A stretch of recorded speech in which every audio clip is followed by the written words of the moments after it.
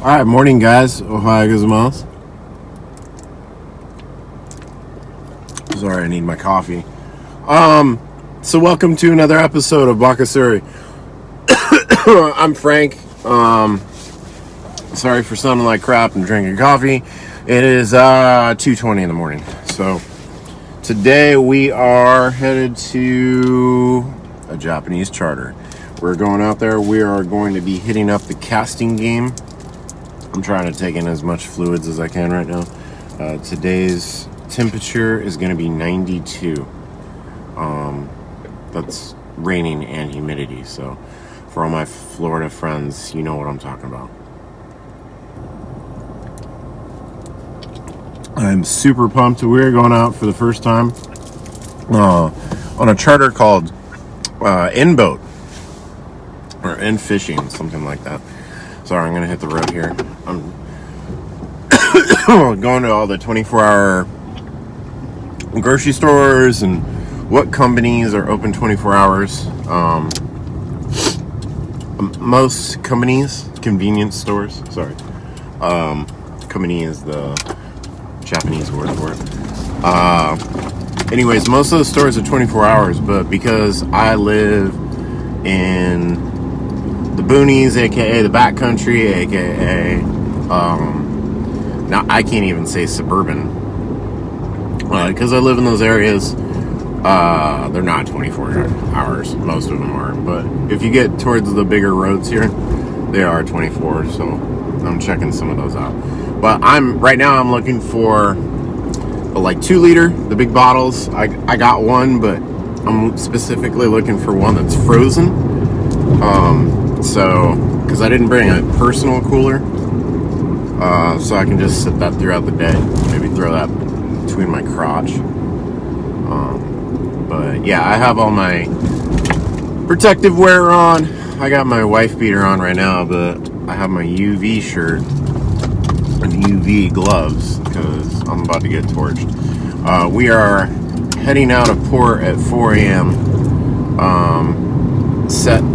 Setting sail at 4, returning sometime around 1 or 2 in the afternoon. So it's not going to be a very long day as far as being out at sea, because our target goal is those first pinnacle hours of being out there. So as soon as we hit sail, I'm going to be hitting hot and heavy. I only brought the GoPro today. I didn't bring the DJI, so video quality is not going to be 4K, but I think that's fun. I don't know about you guys. Let me know in the comments. Hit me up on social or whatever. But yeah, super excited. We're going to go out there. Our target goal today is donkey, kingfish, huge, tuna, hitamasa. Not sure if the mahi are here yet, aka the shita. I have a couple of those lures just in case. I can switch them out real quick. And then I also brought some jigs. So if he said if it's not looking well, you can jig during the stops. So I have just a few MC works ready to go. I'm sorry, I'm looking over here. We got a full moon, and it's literally, guys, it's like 88 degrees, and it's like 2-3 in the morning. Like, what the hell? We're in that time period of the year where it makes you question life. It makes you go, what the am I doing? I miss winter, but then again I remember how cold it gets here, and I actually don't. I'm backing in here. Never been to Japan. We park backwards. We back into everywhere. That is to help in an immediate evacuation, or if Godzilla attacks. But anyways, let me hit this store up, and then I'll hit you guys on the pier. Alright guys, so before we get into the actual fishing today, I wanted to take some time out. I've already gone on the trip, but I wanted to show you the equipment that I'm using today, so I don't have to put all these little bars and stuff like that. All right, so for my rod, I have a Shimano Grappler BB casting type. So this can use up to, I'm reading the specifics right here, an 80 gram jig or a, I think it's 150 gram plug, which is a huge bait, basically. And the PE max is 4G. I don't know what the hell that is. So I use PE6. Definitely rated for that. You can see here, that's your Shimano. And it shows the specifics on there and the actual type. Great little rod, cost me just about $100. Been using it for a few years. That's specifically for off the boat. So I have foreshore too. And then I have my Caldia SW.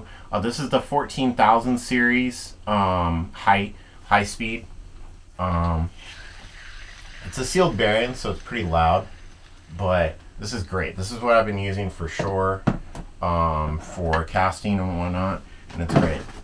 So as far as tackle, I have these little hardware boxes. Everyone here basically uses them. I use them a lot for my tools too, because people use them. Because you can open it up and you basically have everything that you need. It's got a little top drawer in there, which I keep my hooks, my swivels all set up, my clamps, my jigs, my lighter, you know, anything I basically need. Oil, anything. All the small stuff's on the bottom. So for this trip, I was using a 100-pound test leader. Some people go a little heavier. Not really into that. I have a few of these. Wasn't really throwing the plastics as much on this trip. And then I have a wet bag. So anything that I used, I threw in this wet bag. So you can see the type of lures that I'm using, all the casting types. A lot of the D-claws, unfortunately I lost one D-claw because I got sharked. Didn't get video of that because you'll see, basically all my cameras overheated because it was well in excess of 120 degrees out on the boat. But these are monster jigs because we're going after Hiamasa, mahi-mahi, magaro, all the different types of tunas. And then I brought a few jigs on there just in case you always want to. Gloves. I'm not really a glove guy. I need to get some summer gloves because I don't have summer gloves. Another thing that you never really think about, but it's handy, zip ties. So zip ties are different colors. So basically, like when it comes time to leave, the captain's not basically going whose fish is who caught this, who caught that. Makes his life easier. Make sure you guys do that. Take care of your captain. Your captain takes care of you. My captain hit me up literally the day after I got back and said, yo, I'm going out on this date. You want to come? It's why you treat your captains good, because they hook you up. They let you know in advance. I basically saw this trip on Instagram because some people dropped out. Boom, hit him up. He was like, let's go. Be there 3:30 in the morning. Let's go. All right. So that's a basic quick little knowledge of all my gear and tackle that I take out there. Obviously, I got all my UV gear that you see there because you don't want to get sunburned. And then I got my flotation device around my waist. Other than that, it's just real simple out there. Throw it out there, do your stuff. Hope you get a bite. All right, let's get back to the video. Once on board the boat and we had fully established everything, we set way around 4:20 because one of the personnel were late. This was kind of discouraging because those first few minutes out on the water are most critical. But as we make our way out through the harbor, passing my house, which is pretty cool, and into the open ocean, we could really appreciate full moon and the beauty of the surrounding. One thing to intake is when going fishing, especially on charters, full moons and new moons, which means no light, really affects fishing. So I was a little hesitant on this because I know that most tuna will feed during the night during this. But since it is summer, they are super active.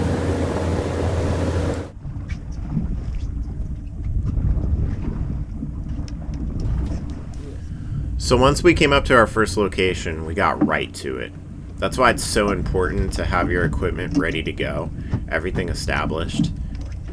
So once the second comes, you can get to it. You don't have to put your lures on, none of that. So as you can tell, this is basically one of the easiest methods of fishing, especially from a boat. You're going to take your lure, you're going to bring it backhand, and then you're going to walk across the deck as you cast it, sending as much momentum to this lure as possible. That guy does it perfectly.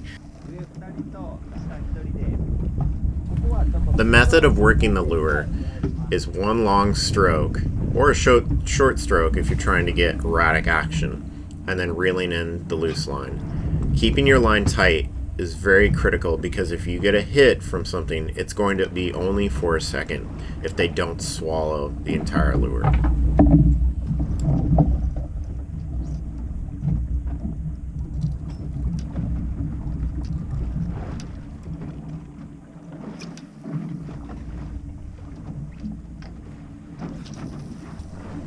On this trip, we only had 3 people fishing, so it made for a lot of excess space on the deck. That's really important to understand, and why you pay a little bit more money for a charter when it's this size. For this trip, I paid 15,000 yen, which I think is roughly $100. If you told somebody that in the States, they'd look at you like you're crazy, because most charters like this in the States go for $300 to $400. But at a price point of $100 fishing, even $150 for 6 to 8 hours of fishing, you really can't beat it. That's why I completely recommend you to come to Japan and do your casting game.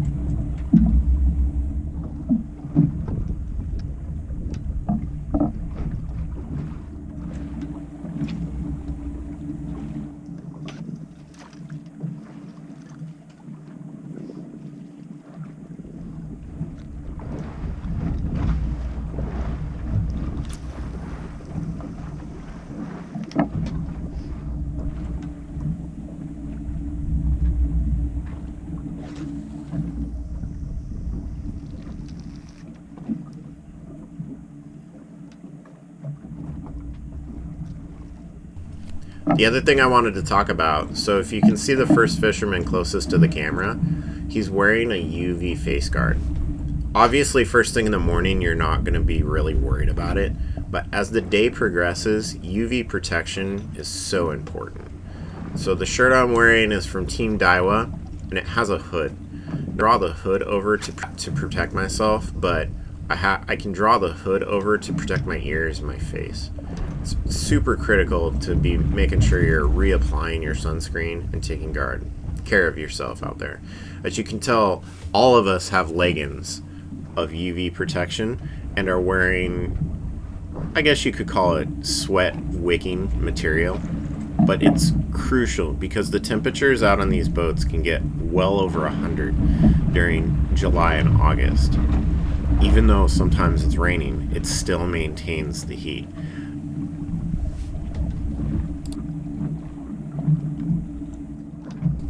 The other thing that most people don't realize is, especially here in Kyushu, southern Japan, we are very close to the equator, so meaning UV light is extremely strong. For those in the southern United States, especially in Florida and the Caribbean areas, really appreciate and understand that. How fast you can get a sunburn if you're not protected out there. Remember, make sure you're wearing your sunscreen. I can't say it enough. I've had too many friends show up with some type of form of cancer or just even burning themselves to red lobster status and can't move for days. So make sure you guys are taking care of yourself out there.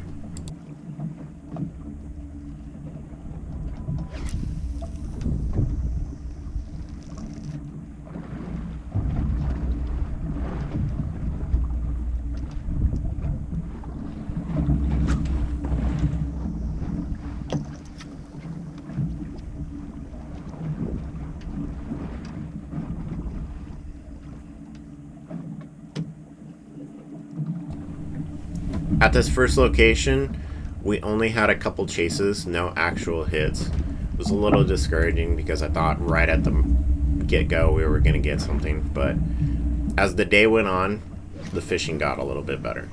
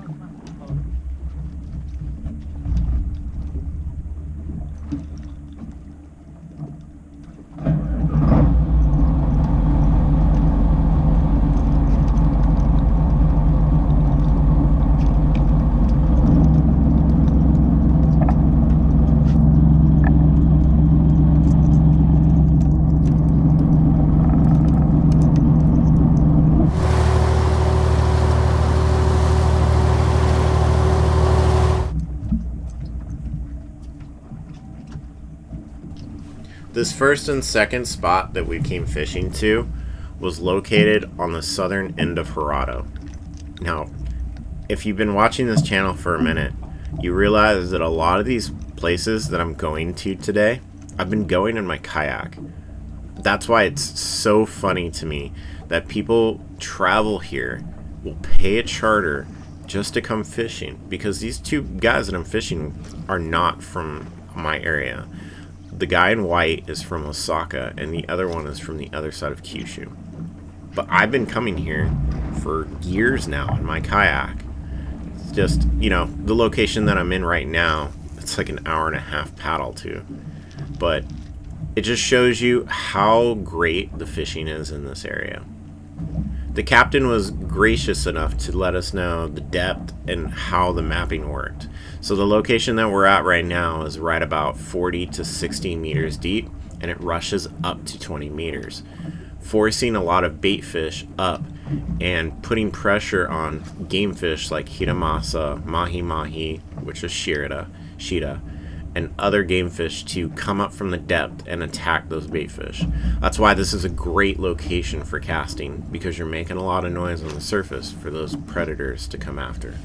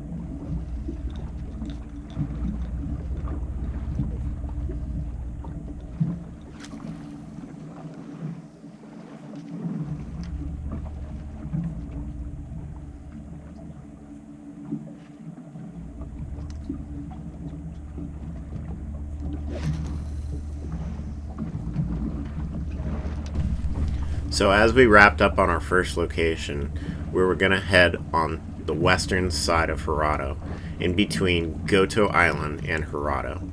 It's one of the prime spots for fishing for Hitamasa. Next time we're going to be going to Goto because the captain texted me immediately after I got home and said, I want to bring you.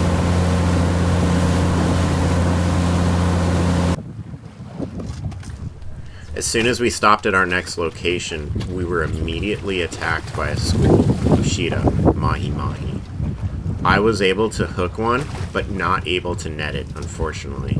It's truly heartbreaking, and even though I'm recording this days after I win, I'm still upset about it. But luckily, the guy in white, who came all the way from Osaka, was able to net one. I'm really happy for him, because he said this is by far the largest fish he had ever caught, and he was almost crying. Our next location was at the top of Itsuki Island, which is exactly where I go fishing on a kayak. It was kind of funny to tell the captain, no, you're not in the right spot. Move over about 200 meters, it's going to drop to 50. And that's where the Hitamasa come to. And sure enough, he was looking on the radar, staring at me like, why do you know this place so well? So, it's funny little tidbits and facts that I can bond with fishing captains and friends out here. It's just knowledge to pass on. One of the main takeaways from this trip was I was able to scout out new areas. So this island where I eventually started to jig and catch my tuna was somewhere I had never been before and was almost a 3-hour kayak from my usual spots. At this time of the day, though, the heat was really starting to get us, so the captain decided to call it a day.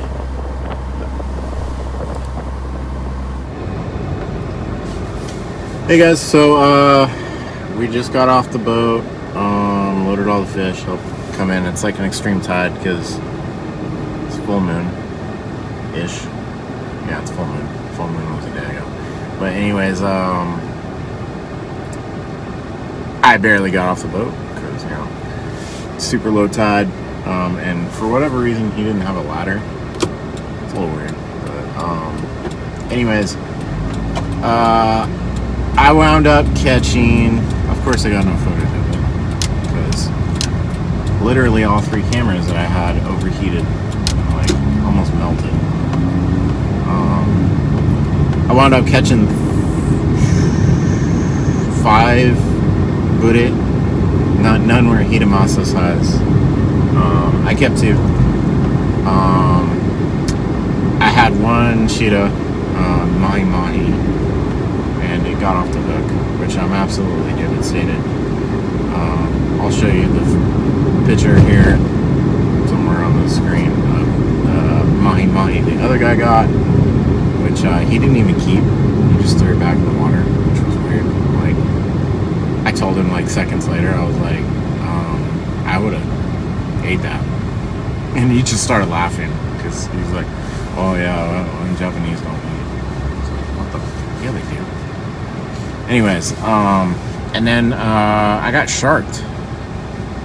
I had something on and I got sharked and it took my line. Like I lost my lure, which sucks because it's like a $50 lure. But it is what it is, you know.